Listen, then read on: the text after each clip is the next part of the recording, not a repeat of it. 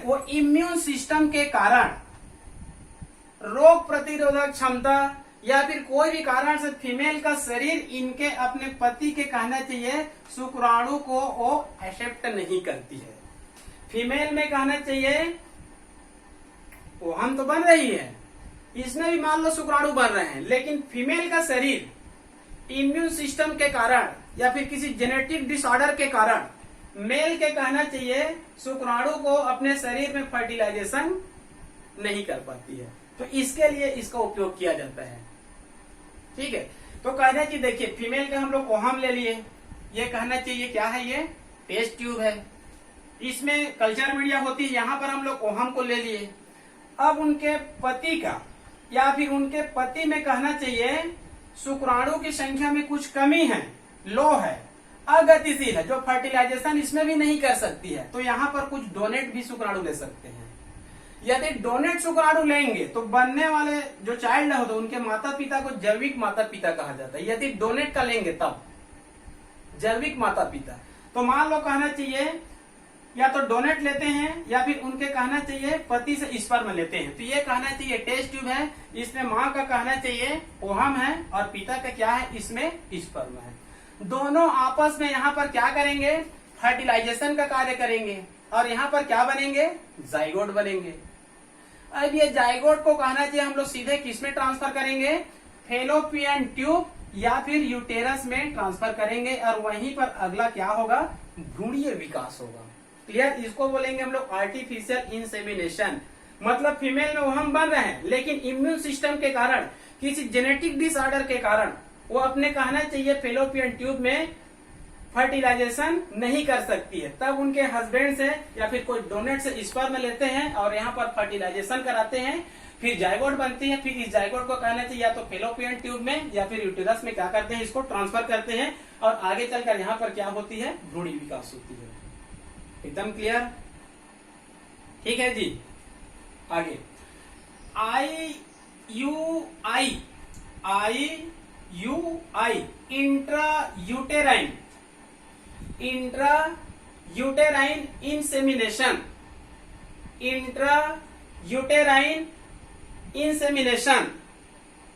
ठीक है, intrauterine insemination मतलब यूटेराइन मतलब गर्भाशय, ठीक है जी, और इसका मतलब होता है इंसेमिनेशन मतलब ये हो गया कृत्रिम गर्भाधान और ये हो गया इंसेमिनेशन मतलब गर्भाधान मतलब यूटेरस में। तो यहाँ पर देखते हैं कई बार कुछ पुस्तकों में ये दोनों को समान माना जाता है, आर्टिफिशियल इंसेमिनेशन और इंट्रा यूटेराइन इंसेमिनेशन को समान माना जाता है, उसी कारण यहाँ पर मैं एक लकीर खींच दिया हूँ, मतलब दोनों को कई पुस्तकों में समान माना जाता है।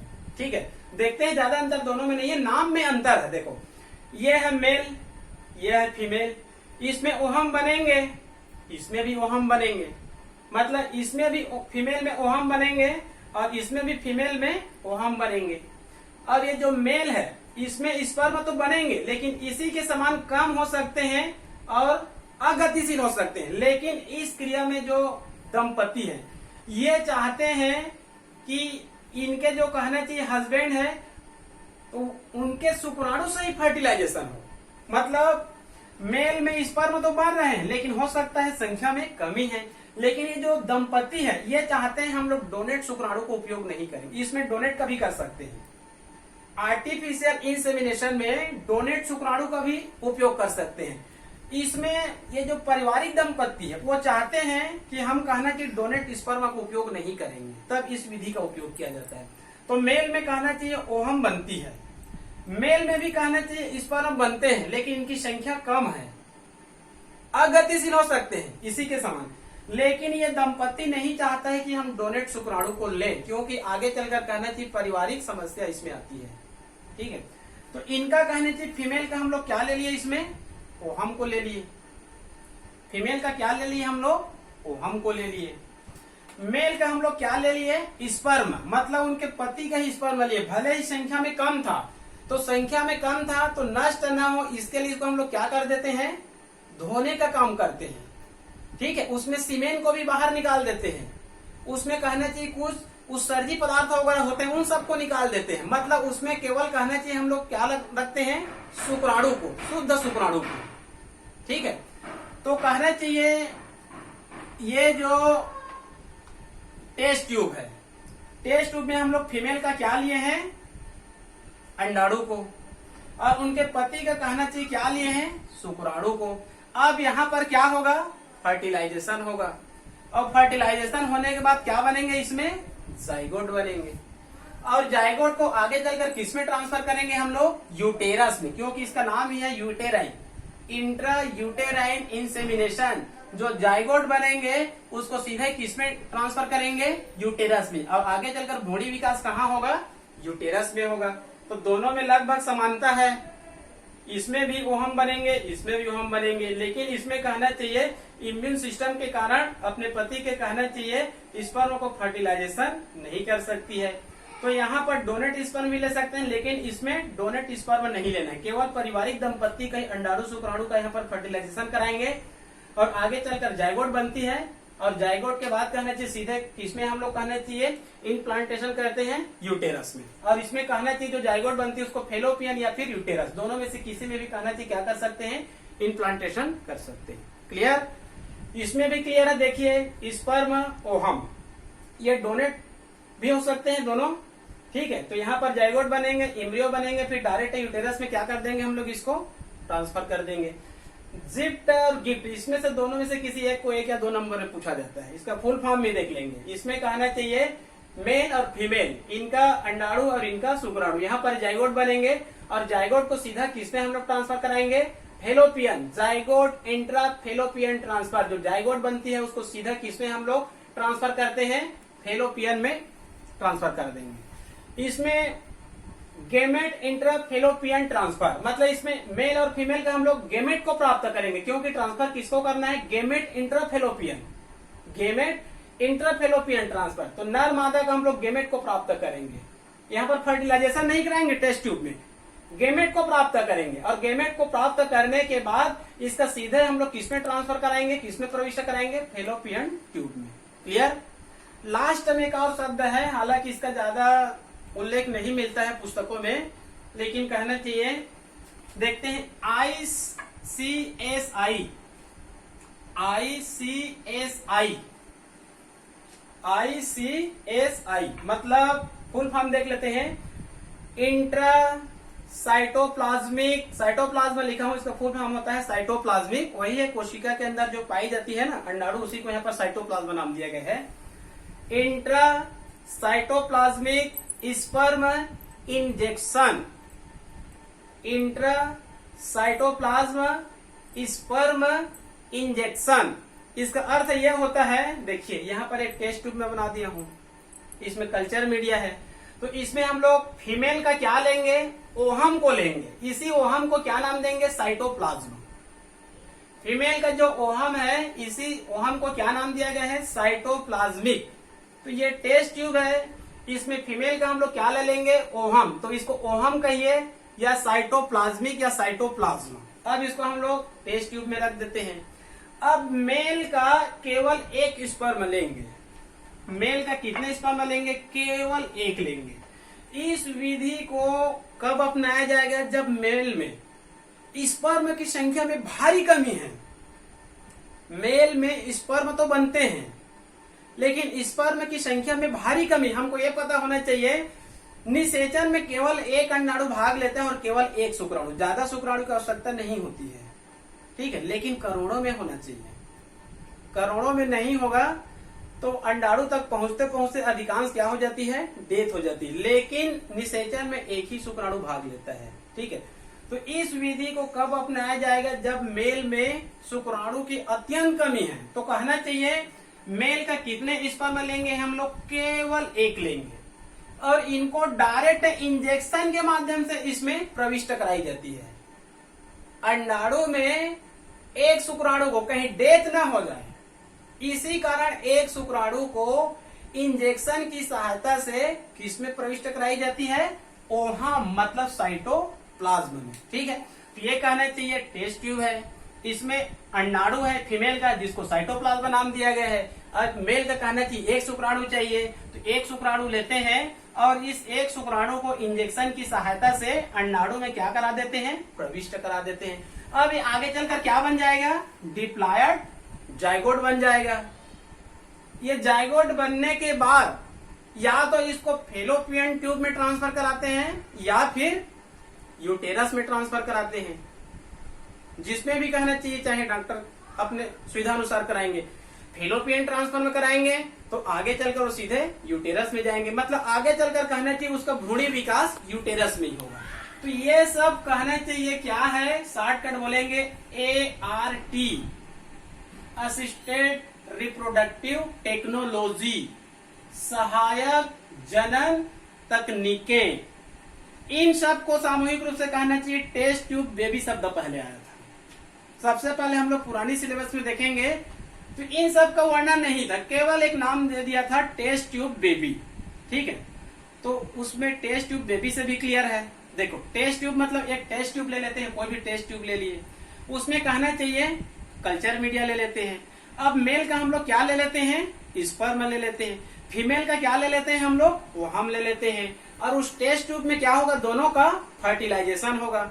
फर्टिलाइजेशन होने के बाद क्या बनेंगे, जाइगोट बनेंगे। जाइगोट को सीधा कहाँ ट्रांसफर कर देंगे, या तो फेलोपियन ट्यूब में या फिर यूटेरस में। ये कॉमन शब्द है टेस्ट ट्यूब बेबी। तो टेस्ट ट्यूब बेबी के अंतर्गत ये सब विधि है। तो यहाँ पर मैं 6 विधि का वर्णन किया गया हूँ। इतना विस्तृत आपका जो पाठ्य पुस्तक है उसमें नहीं मिलेगा। इन सबको मैं कहना चाहिए उच्च स्तरीय बुक से अध्ययन किया हूँ, और उसके बाद कहना चाहिए बहुत ही सिंपल तरीका से यहाँ पर मैं चित्रों की सहायता से बता रहा हूँ। इसको आप लोग एक बार अच्छे से देख लिए तो आप इसको कभी भी नहीं भूलेंगे। पुस्तक में दिया है उसको आप लोग एक बार रट कर देखना, आपको फुल फॉर्म याद करने में वहां पर कठिनाई होगा।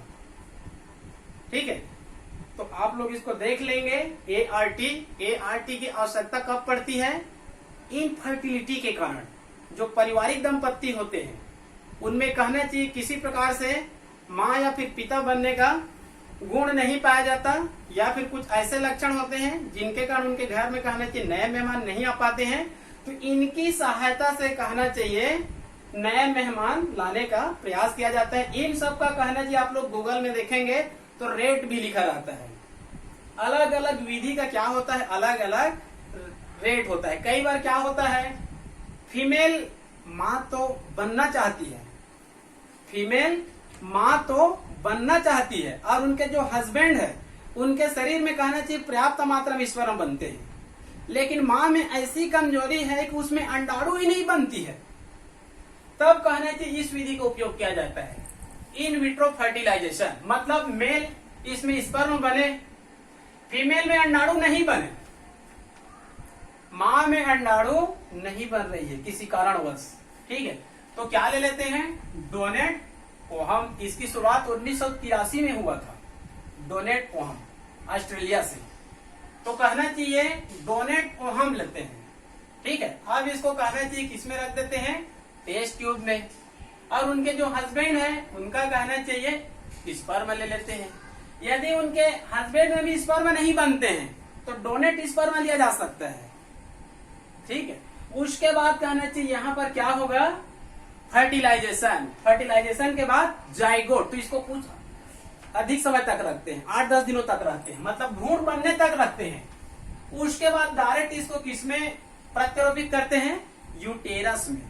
अधिकांश जो उपयोग होता है ना, इसी विधि का उपयोग किया जाता है।